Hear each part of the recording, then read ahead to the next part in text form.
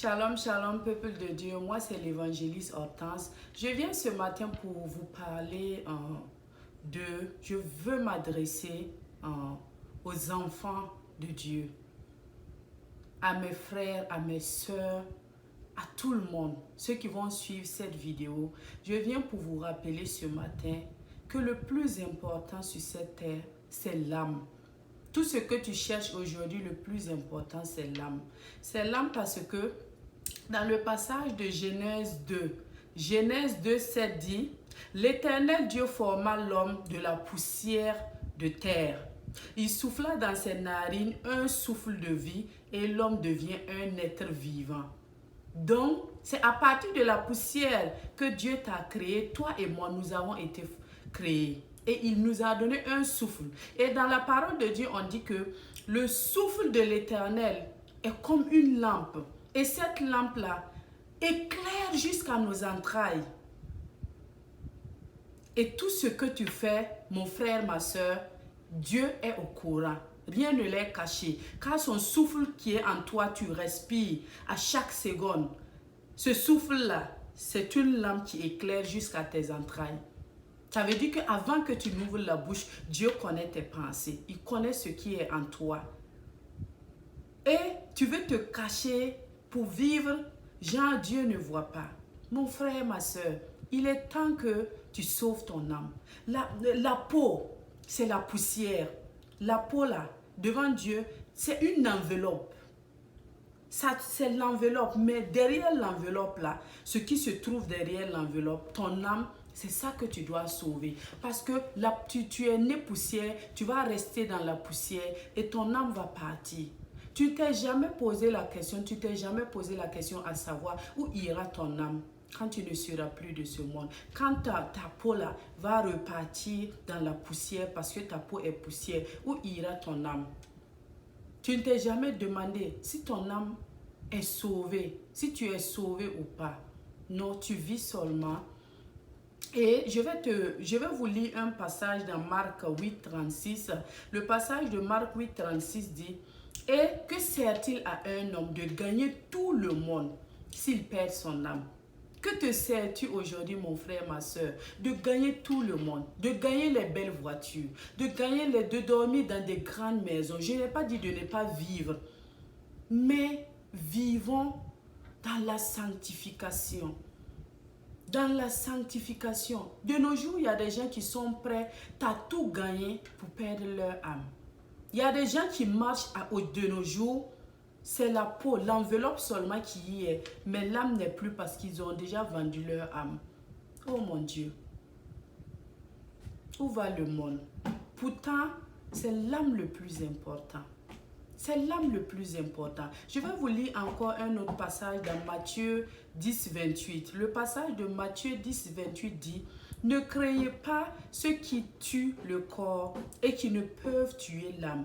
Craignez plutôt celui qui peut faire périr l'âme, le corps, celui qui peut faire périr l'âme et le corps dans la guéhenne. » Ça veut dire de ne pas craindre celui qui ne peut pas faire périr ton âme, mais crains plutôt Dieu qui peut faire périr ton âme et le corps dans la guéhenne.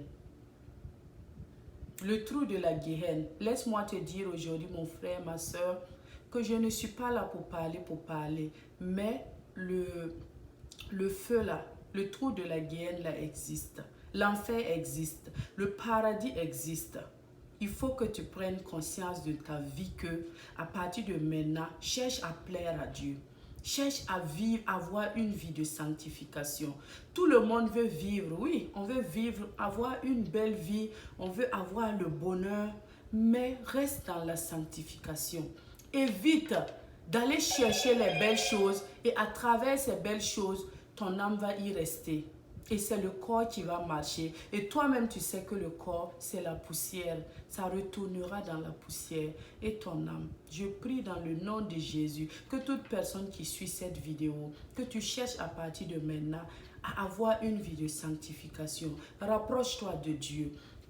Laisse Dieu te parler.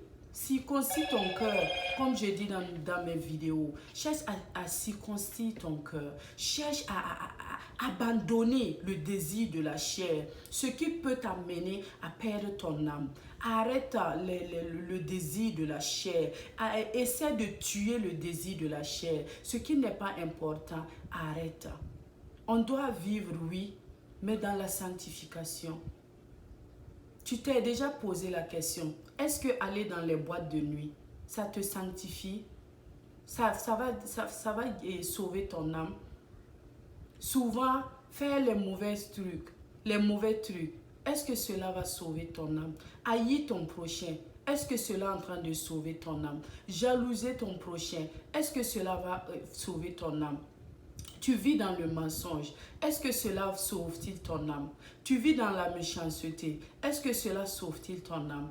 Essaie d'avoir une vie de sanctification.